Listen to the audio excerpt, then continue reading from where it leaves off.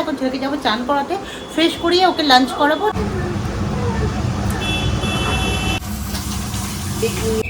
সকাল 7টার মতন বাজে, এখন বাজারে চলে এলাম। আজকে দেখলাম বাজারে বেশ ভিড় আছে। সকাল সকাল একটু ফুল ফল সবজি বাজার করে তারপর বাড়ি যাব, কারণ আজকে হচ্ছে একটা পুজো, সেটা হচ্ছে নীলষষ্ঠীর পুজো। নীলষষ্ঠীর পুজো করব, তাই নীলষষ্ঠীর পুজো করার জন্য রেডি হয়ে গেছি। সকালবেলা বাজারে গিয়েছিলাম ফুল ফল সব আনার জন্য। আজকে বাজারে গিয়ে ভাবছিলাম কি ডাব পাবো না, ডাব তো পাচ্ছিলাম না, কারণ নীলের পুজো করার জন্য ডাবের জল লাগি, আর তার সঙ্গে লাগে হচ্ছে ওই শিশোলা আম, দুটোই পাচ্ছিলাম না। অনেক খুঁজে খুঁজে একটা ডাব আর একটা শিশোলা আম নিয়ে বাড়ি আসলাম। তো এখন রেডি হয়ে গেছি নীল পুজো করার জন্য, মানে নীলষষ্ঠীর পুজো, বাবা মহাদেবের মাথায় জল দেয়া। তো সেই জন্য রেডি হয়ে একদম শাড়ি টাড়ি পরে নিয়েছি। পুজো কোনো অকেশন হলেই তবে আমি শাড়ি পরি, নাহলে শাড়ি পরা হয় না। তাই আজকে ঠিক করেছিলাম এই নীল শাড়িটা পরবো, তাই নীল শাড়িটা পরলাম। তো চলুন তাহলে গিয়ে আগে গোপালের পুজো করব, তারপর নীলষষ্ঠীর পুজো করব।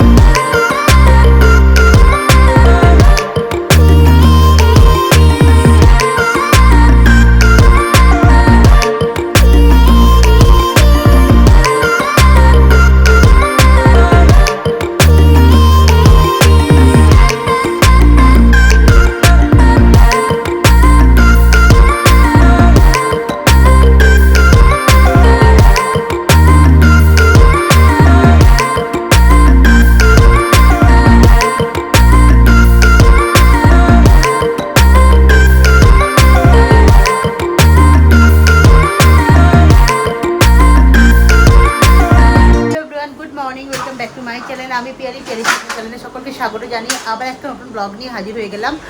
আজ হচ্ছে নীলষষ্ঠীর পুজো। সকাল সকাল বাজার থেকে ফুল ফল নিয়ে এসে নীলষষ্ঠীর পুজো করেছি, আর ফলটা কাল সন্ধ্যাবেলা কিনে রেখেছিলাম বলে সকাল সকাল পুজোটা হয়ে গেছে। আর এখন এই টিকটিক করে ঘড়ির কাঁথায় 1:30 বেজে গেছে। এখন ছেলেকে যাব স্কুল থেকে আনতে। আজকের দিনটা এইভাবেই শুরু করলাম। আশা করি ব্লগটা ভালো লাগবে। ব্লগটা যদি ভালো লেগে থাকে তাহলে আমার চ্যানেলটিকে লাইক আর সাবস্ক্রাইব করতে ভুলবেন না। ছেলেকে স্কুল থেকে নিয়ে চলে এসেছি। ছেলেকে এখন ফ্রেশ আপ করাবো, করিয়ে ওকে লাঞ্চ করিয়ে আমি নিজে লাঞ্চ করবো।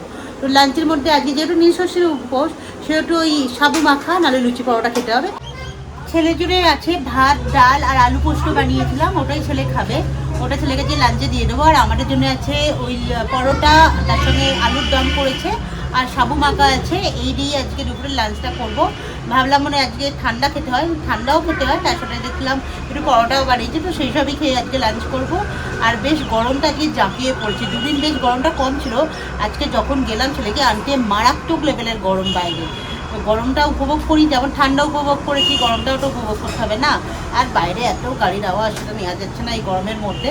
যাই হোক, সামনেই আবার পয়লা বৈশাখ নববর্ষে শুরু হবে, সেটাও মজা হচ্ছে, সেটাও বেশ ভালো লাগছে যে সামনেই আবার নতুন বছর আসছে, নতুন বছরের শুরু হবে।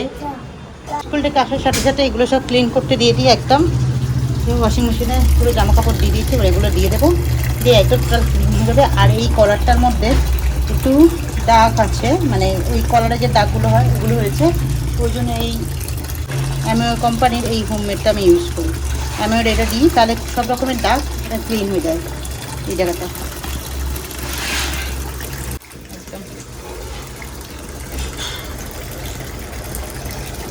5 মিনিট একটু রেখে দিলে ওটা পরিষ্কার হয়ে যাবে। যে আমার একটু স্মেল আসার জন্য একটু কমফর্ট। হ্যাঁ, দুপুরে লুচি পরোটাটা হয়েছে, তার সঙ্গে আলু পটলের তরকারি হয়েছে। আর তার সাথে ভাবলাম আজকে একটু মিষ্টি সুজি বানাই, কারণ এই উপোসের সময় না যদি একটু মিষ্টি মিষ্টি কিছু জিনিস খাওয়া যায় বেশ ভালো লাগে। আর তাই এখানে আজকে আমি ঠিক করলাম একটু সুজি বানাই।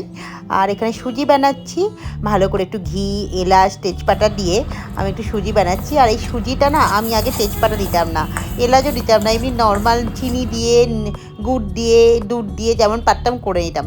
তারপর এটা আমার শাশুড়ি মার কাছ থেকে শিখলাম যে তেজপাতা দিতে হয়, আর আমার মায়ের কাছ থেকে শিখেছিলাম এলাচ দিতে হয়। এইভাবেই আমি সুজিটা বানাই। আর এখানে লুচি বানাচ্ছি গরম গরম। আর এখানে আমাদের বাড়িতে যেন তো সাবু মাখা কেউ খেতে চায় না, যে কারণে আমার বাড়িতে সাবু মাখা খুব একটা হয় না। তবু আমি একটু সাবু ভিজানোটা খেতে পছন্দ করি, কিন্তু সাবু মাখা আমার বাড়িতে কেউ মুখে নেয় না। আর ওই জন্য আমার বাড়িতে কেন বলছি, আমার শ্বশুর বাড়িতেও না সাবু মাখার চলটা নেই। ওই জন্যই আমাদের বাড়িতে সাবু মাখা হয় না। কোনো উপোস বা কোনো পার্বণে এইসবেই লুচি, পরোটা, পোলাও এইসবই হয়। তো আজকে যেহেতু নীলের পুজো, তাই লুচি পরোটাই করছি, কোনো পোলাও টোলাও না, যেহেতু ভাত খেতে নেই। তাই দুপুরে এইসব খাবার বানাচ্ছি। এইসব খাবার দিয়ে আজকে নীলষষ্ঠীর উপোসটা সারাদিন চালু থাকবে। আর এখানে আমার লুচি ভাজা রেডি হয়ে গেছে সকলের জন্য। আর এখানে দুপুরের লাঞ্চের থালা নিয়েও বসে গেছি, সুজি আছে, তরকারি আর লুচি।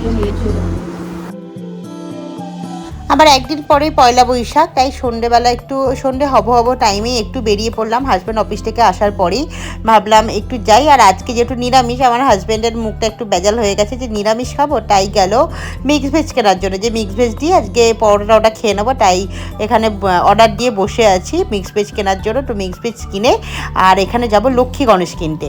আর এই যে লক্ষ্মী গণেশ নিয়ে নিচ্ছি, কোনটা পছন্দ হয় দেখছি, যে কোনো একটা তো নেবো।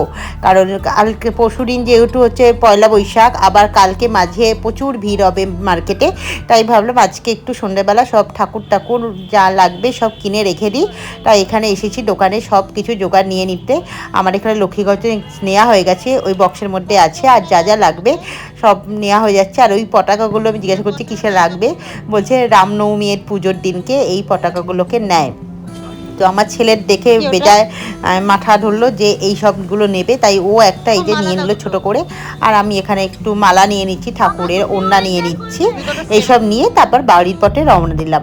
আর আজকে বেশ রাস্তাগুলো একটু ফাঁকা ফাঁকাই ছিল, খুব একটা ভিড় ছিল না, কারণ যেহেতু পুজোর দিন রাস্তাঘাট একটু ফাঁকা, কিন্তু মন্দির বেশ ভর্তি। এখানে সিদ্ধেশ্বরী মায়ের একটু দর্শনও করে দিলাম।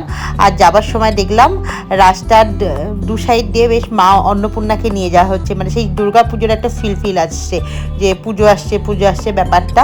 তাই দেখো তাকে করে নিয়ে যাচ্ছে মা অন্নপূর্ণাকে, মানে বড় বড় দুর্গা না, ছোট ছোট দুর্গা, মা অন্নপূর্ণা, মানে দুর্গার তো আর এক রূপ। সেই লক্ষ্মী, গণেশ, কার্তিক, সরস্বতী সবাই একসাথে আবার এই বাসন্তী পুজোর সময় আসে। আমার বাপের বাড়ির ওখানে না এই বাসন্তী পুজোর চলটা প্রচুর আছে। এই কলকাতার দিকে বাসন্তী পুজো খুব কম হয়, মানে যেমন কলকাতায় দুর্গা পুজো হয় ওরকম বাসন্তী পুজো হয় আমার বাপের বাড়িতে। বড় বড় মণ্ডপ তৈরি করে ঠাকুর বড় বড় আসে, এই মানে অনেক লোকজন, মানে মেলা বসে সুন্দর করে, মানে গলিতে গলিতে বাসন্তী পুজো হয়। এই আমার বাপের বাড়ির ওখানে বাসন্তী পুজোটা খুব ভালো লাগতো।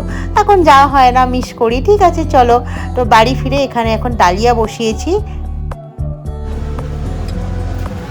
এখানে ডালিয়া বসিয়েছি, এখানে চা বসিয়েছি, কারণ সকালবেলা ওই লুচি পরোটা এসব খাওয়া হয়েছে, তাই ভাবলাম রাতে ডালিয়া করে দিই সকলকার। এই সময় ডালিয়া খেতে বেশ ভালোই লাগবে, কারণ বাইরে তো ভীষণ গরম পড়েছে, আর এই টাইমে ডালিয়াটা খেতে কিন্তু ভীষণ ভালো লাগে, তাই ভাবলাম ডালিয়াটাই করে দিই।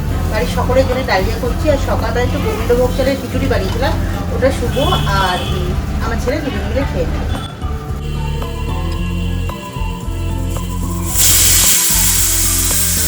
আমার ব্লগটা আজকে নীলষষ্ঠীর পুজো নিয়েই ছিল, আর সংসারের কিছু টুকটাক পার্ট আমি এই ব্লগে তুলে ধরেছিলাম। আমার এই ব্লগটা যদি ভালো লেগে থাকে তাহলে আমার চ্যানেলটিকে শেয়ার আর সাবস্ক্রাইব করে দেবেন। আর আবার নিত্য নতুন ব্লগ নিয়েই পিয়ালি স্পেশালে হাজির হয়ে যাব। টাটা। আর সকলে ভালো থাকবেন, সুস্থ থাকবেন, আর নিজের শরীরের খেয়াল রাখবেন। টাটা।